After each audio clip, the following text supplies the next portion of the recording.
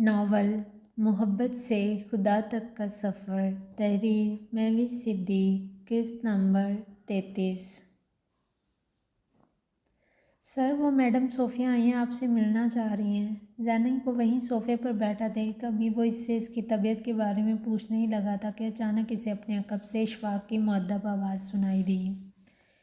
اشفاق نے جو نام بتایا وہ صوفے پر بیٹھی زینب کو چونکا دینے کے لیے کافی تھا۔ اشفاق بھائی، آپ انہیں اندر لے آئیں، آپ کے اذلان سر کی بہت خاص مہمان ہے وہ۔ زینب کی جانب سے بہت لفظ کو کچھ زیادہ ہی لمبا کھینچا گیا۔ اذلان اس وقت بھینچے تاثرات سمیت زینب کو ہی دیکھے جا رہا تھا۔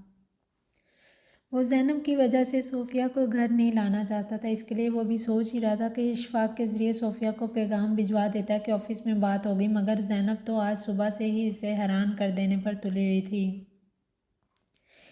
اس نے اذلان کو جواب دینے کا موقع ہی نہیں دیا اور رہی سہی کسر اشفاق نے پوری کر دی۔ اذلان کا جواب جانے بنا زینب کا حکم سنتے الٹے قدموں واپس چلا گیا۔ نوری آنٹی، چائے کے ساتھ اچھے سے لوازمات بھی تیار کر دیں، آپ کے اذلان صاحب کے کچھ اسپیشل گیسٹ آئے ہیں، ان کی خاطر توازن میں کوئی کمی نہیں رہنی چاہیے۔ زینب نے جانتے بوجھتے وہیں کھڑے کھڑے زور سے ہانک لگائی اور پھر اذلان کو سرد نگاہوں سے دیکھتی وہاں سے چلی گئی۔ اذلان نے گہرا سانس بھرتے زینب کو ایک نظر دیکھا اور پھر بادل نخواستہ شکستہ قدموں سمیت ڈرائنگ روم میں چلا گیا، جہاں صوفیہ بے صبری سے اس کے وہاں آنے کا ہی انتظار کر رہی تھی۔ ہیلو زینب، کیسی ہیں آپ؟ کچھ ہی منٹوں کے بعد زینب لائٹ گرے سوٹ زیب تن کیے سر پر دوپٹہ اوڑھے ڈرائنگ روم میں وارد ہوئی۔ اس بار وہ دروازہ نوک کرنے کے بعد ہی اندر آئی، کیونکہ وہ پچھلی بار کی گئی غلطی پھر سے دہرانا نہیں چاہتی تھی۔ اذلان تو سوچ رہا تھا زینب صوفیہ کی شکل بھی دیکھنا نہیں چاہے گی، مگر یہ کیا؟ زینب کو بڑے پراعتماد انداز میں اندر آتے دیکھ اذلان اپنی حیرت پر قابو نہیں رکھ پایا۔ اس کی الفت بھری نگاہیں زینی کے سادہ مگر خوبصورت سراپے سے ہٹ نہیں پا رہی تھیں۔ السلام علیکم صوفیہ، کہیں میں نے آپ کو اس بار پھر سے تو ڈسٹرب نہیں کر دیا نا؟ زینی خلاف توقع کھل کر مسکرا رہی تھی۔ وہ اپنا درد چھپاتی خود کو نارمل ظاہر کرنے کی کوشش کر رہی تھی، جبکہ اذلان اچھی طرح جانتا تھا زینی اس وقت اندر سے ٹوٹ پھوٹ کا شکار ہو رہی ہے۔ آخر کو یہی تو ہوتی ہے محبت، بنا کہے اپنے محبوب کی دل کی بات جان لینا ہی سچی محبت کی نشانی ہوتی ہے۔ ہاں، not at all Zainab, please come and join us. Sofia نے ڈٹائی کی ہر حد پار کر دی۔ وہ تو ایسے ریلیکس انداز میں بیٹھی تھی جیسے اسے زینب کے اس طنز سے کوئی خاص فرق نہیں پڑا۔ صوفیہ، یہ آپ کی چائے۔ زینب نے نوری آنٹی کے ہاتھ سے چائے کا کپ پکڑے خود اپنے ہاتھوں سے صوفیہ کو تھمایا۔ آپ کیوں کر رہی ہیں یہ سب؟ میڈ کر لے گی نا، انہیں کس لیے پیسے دیتے ہیں اگر آپ نے خود ہی سرو کرنا ہے تو؟ صوفیہ نوری آنٹی کی طرف حقارت بھری نگاہوں سے دیکھ رہی تھی۔ اس کا تحقیر آمیز انداز دیکھ نوری آنٹی کا رنگ لٹھے کی مانند سفید پڑ گیا۔ کئی لوگ بلندی تک پہنچنے سے پہلے ہی نیچے گر جاتے ہیں، یا تو انہیں ان کی اکڑ لے ڈوبتی ہے یا پھر کسی کا حسد۔ صوفیہ، نوری آنٹی ہماری میڈ نہیں ہے، اس گھر میں ان کی حیثیت ایک فیملی ممبر کی سی ہے۔ زینی غصے سے مٹھیاں بھینچے ابھی کچھ کہنے والی تھی کہ اذلان نے نوری آنٹی کی طرف دیکھتے اس کے دل کی بات کر دی۔ شکریہ بیٹے۔ اذلان کی خوش اخلاقی پر نوری آنٹی نے اس کے سر پر شفقت بھرے انداز میں ہاتھ رکھا اور وہاں سے چلی گئیں۔ گھر آئے مہمانوں کی عزت کرنے سے کوئی چھوٹا یا بڑا نہیں ہو جاتا، اور ویسے بھی ہم یہ سب اس لیے کرتے ہیں تاکہ آنے والے کو اجنبیت یا پھر بیگانگی کا احساس نہ ہو۔ صوفیہ کو چائے دینے کے بعد زینی نے اذلان کے ہاتھ میں بھی چائے کا کپ تھمایا۔ اذلان نے جان بوجھ کر کپ پکڑنے میں دیر کر دی۔ وہ زینب کی نگاہوں میں پنپتی اذیت دیکھ اچھا خاصا پریشان ہو چکا تھا۔ صوفیہ، اگر آپ کو برا نہ لگے تو ایک بات کہنا چاہوں گی۔ زینب واپس مڑی تو اس کا انداز کافی پراعتماد لگ رہا تھا۔ جی جی۔ صوفیہ کے چہرے پر اس وقت فاتحانہ مسکراہٹ رقص کر رہی تھی۔ جو لوگ ہمارے گھروں میں کام کرتے ہیں انہیں بھی اپنی عزت اتنی ہی عزیز ہوتی ہے جتنی کہ ہمیں ہماری عزت۔ ان کے اندر بھی عزت نفس کا مادہ اتنا ہی کوٹ کوٹ کر بھرا ہوتا ہے جتنا کہ ہمارے اندر۔ زینب کو ابھی بھی اپنے ذہن کے پردے پر نوری آنٹی کا متغیر زدہ چہرہ عکس بن کر لہراتا دکھائی دے رہا تھا۔ میں تو انہیں خود سے کہیں زیادہ بہتر انسان سمجھتی ہوں، کیونکہ حلال روزی کمانے کو اللہ تعالیٰ نے عین عبادت کا درجہ دیا۔ اذلان اندر ہی اندر زینب کی باتوں سے خوب محفوظ ہو رہا تھا۔ صوفیہ کی اڑتی رنگت اس کی بصارتوں سے مخفی نہ رہ سکی۔ جو لوگ حلال طریقوں سے روزی کماتے ہیں وہ اپنے نامہ مال میں ہر روز عبادت لکھوا رہے ہیں، ہو سکتا ہے وہ اللہ کی نظر میں ہم سے کئی گنا زیادہ بہتر انسان ہو۔ زینب نے جھکے سر سمیت پلیٹ میں مختلف اقسام کے لوازمات رکھنے کے بعد اسے صوفیہ کے سامنے موجود ٹیبل پر رکھ دیا۔ اللہ تعالیٰ کو کسی کی امیری غریبی سے کوئی فرق نہیں پڑتا، اللہ کی نظر میں بہتر وہی ہے جو تقویٰ کے لحاظ سے بہتر ہے۔ اب وہ بات کرنے کے ساتھ ساتھ دوسری پلیٹ اذلان کے لیے تیار کر رہی تھی۔ ہمارے یہ دنیاوی درجے اللہ تعالیٰ کی نظر میں کوئی اہمیت نہیں رکھتے۔ زینب نے دوسری پلیٹ تیار کرنے کے بعد اب اذلان کے سامنے رکھ دی۔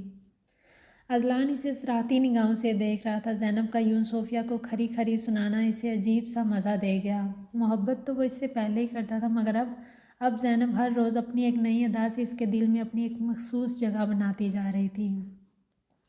اذلان کو آج کل زینب کا ہر روپ دل فریب و دلکشی سے بھرا ہوا لگ رہا تھا۔ زینب آپ کہاں جا رہی ہیں؟ یہیں ہمارے ساتھ بیٹھے نا پلیز۔ زینب کو وہاں سے جاتے دیکھ صوفیہ نے اسے مزید سلگانے کے لیے وہیں روک لیا۔ بادل ناخواستہ ذہنی اذلان کو ایک نظر دیکھتی وہیں صوفیہ کے ساتھ تھوڑا فاصلے پر بیٹھ گئی۔ لگتا ہے ہم دونوں کو اس دن اتنا قریب دیکھ کر اب اسے اپنی اوقات کا اندازہ ہو گیا۔ زینب اذلان کی طرف دیکھنے سے گریز برت رہی تھی۔ یہ منظر صوفیہ نے دیکھا تو دل ہی دل میں گویا تھی خوب مزے لے رہی تھی۔ خود کو بہادر ظاہر کرتے لوگوں کو دیکھ کر اذیت دینے والوں کو شے مل جاتی۔ انہیں لگتا ہے یہ تو بہت مضبوط ہے، کوئی بھی درد برداشت کر سکتے ہیں، لیکن وہ یہ بھول جاتے ہیں کہ ظاہر کرنے اور ہونے میں بہت فرق ہوتا ہے۔ صوفیہ اب اذلان کے ساتھ ایک فلم کی لوکیشن کے بارے میں ڈسکس کر رہی تھی، اس لیے اذلان بھی سنجیدگی سے اس کے سارے سوالوں کے جوابات دے رہا تھا۔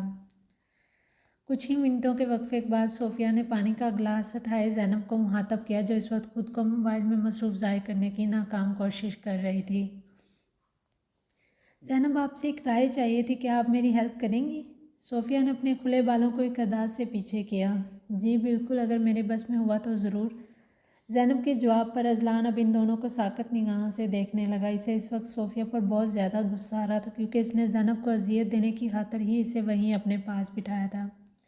ایکچولی تھوڑا پرسنل سوال ہے، صوفیہ نے ہچکچاتے ہوئے بات کا آغاز کیا۔ پرسنل کے نام پر زینی کا دل ایک پل کے لیے دھڑکنا بھول گیا۔ کہیں یہ سوال اس کے اور اذلان کے متعلق تو نہیں؟ زینی کے دل میں اس قسم کے کئی خدشات سوال بن کر ابھر رہے تھے۔ میرے پاپا میری شادی اپنے دوست کے بیٹے پیٹر کے ساتھ کروانا چاہتے ہیں۔ پیٹر بھی بہت محبت کرتا ہے مجھ سے۔ صوفیہ کے لہجے میں غرور کی جھلک نمایاں نظر آ رہی تھی۔ زینی اس وقت دم سادے اس کی باتیں سننے کے ساتھ ساتھ سمجھنے کی بھی کوشش کر رہی تھی۔ لیکن میں کسی اور سے محبت کرتی ہوں۔ صوفیہ نے یہ الفاظ اذلان کو دیکھتے ہوئے اپنے لبوں سے ادا کیے۔ اذلان کو صوفیہ کی مسکراہٹ زہر سے بھی زیادہ کڑوی لگ رہی تھی۔ صوفیہ کی بے باک نگاہوں کا مرکز اس وقت اذلان کی ہی ذات تھی۔ زینب نے یکے بعد دیگرے ان دونوں کو دیکھتا بمشکل حلق سے تھوک نکلا۔ اب آپ ہی بتاؤ مجھے کیا کرنا چاہیے؟ صوفیہ نے اذلان کی نگاہوں میں سختی دیکھ جلدی سے اپنا رخ زینب کی طرف موڑ لیا۔ میں زیادہ کچھ تو نہیں جانتی، لیکن ہاں زندگی سے اب تک جو کچھ میں نے سیکھا وہ یہی ہے کہ انسان کی محبت دائمی بالکل نہیں ہے۔ یہ ضروری نہیں ہے جس انسان سے آپ محبت کریں بدلے میں وہ بھی آپ کو اتنی ہی محبت کرے۔ انسان کی چاہت صرف آپ کو خواری دے سکتی ہے، اس کے علاوہ اور کچھ نہیں۔ نہ چاہتے ہوئے بھی زینب کے لہجے میں تلخی کا عنصر شامل ہو گیا۔ اذلان کے چہرے پر تاریک سائے لہرانے لگ گئے۔ اس درد بری اذیت سے بچنے کا واحد حل یہی ہے کہ کسی زیرو کی محبت کو چھوڑ کر صرف اللہ سے محبت کریں، کیونکہ اسی کی محبت دائمی ہے۔ جو وہ ہمارے لیے سوچے گا وہی بہترین ہوگا۔ زینی ایک ایک لفظ چبانے کے انداز میں ادا کر رہی تھی۔ جب ہم فقط اللہ سے محبت کریں گے نا تو وہ ہماری قسمت میں ایسے جیون ساتھی لکھے گا جو نہ صرف ہم سے محبت کریں گے بلکہ ہماری محبت کی قدر بھی کریں گے۔ زینب اپنی بات کہتے صوفے سے اٹھ کھڑی ہوئی۔ اذلان کو صاف محسوس ہوا زینی نے یہ باتیں صرف اسے سنانے کے لیے ہی کی ہیں۔ اچھا مشورہ ہے زینب، میں سوچوں گی اس بارے میں۔ تھینکس اے لاٹ۔ صوفیہ کے پلے تو کچھ نہیں پڑا، لیکن پھر بھی اس نے مصنوعی مسکراہٹ چہرے پر سجائے زینب کا شکریہ ادا کیا۔ جواباً زینب بنا کچھ کہے اس بات میں سر ہلاتی وہاں سے چلی گئی۔ اسے اپنے اندر ایک عجیب سی گھٹن بڑھتی محسوس ہوئی تو داخلی دروازہ بور کرتی باہر لان میں آ گئی۔ اف میرے اللہ! زینب سینے پر ہاتھ رکھ کے اپنی گھبراہٹ پر قابو پانے کی کوشش کر ہی رہی تھی کہ اچانک دو جرمن شیفرڈ کے بھونکنے کی آواز نے اسے بری طرح ڈرا کر رکھ دیا۔ ان دونوں کو اپنی طرف بڑھتے دیکھ زینب کی ہوائیاں اڑ گئیں۔ ان سے بچنے کے لیے اب وہ حواس باختگی کے عالم میں مبتلا ان کے آگے آگے بھاگ رہی تھی۔ کتوں کی مسلسل بھونکنے کی آوازوں اور زینب کی دل دوز چیخوں سے پورا لان لرز اٹھا۔ زینب بار بار پیچھے مڑ کر دیکھتی، آنسوؤں سمیت روئے جا رہی تھی۔ ابھی وہ بھاگتے ہوئے داخلی دروازہ بر کر ہی رہی تھی کہ اچانک اس کا سر سامنے سے آتے کسی بھاری وجود کے سینے سے ٹکرا گیا۔ اس سے پہلے کہ وہ نیچے گرتی، مقابل اسے اپنے مضبوط بازوؤں کے احصار میں مقید کر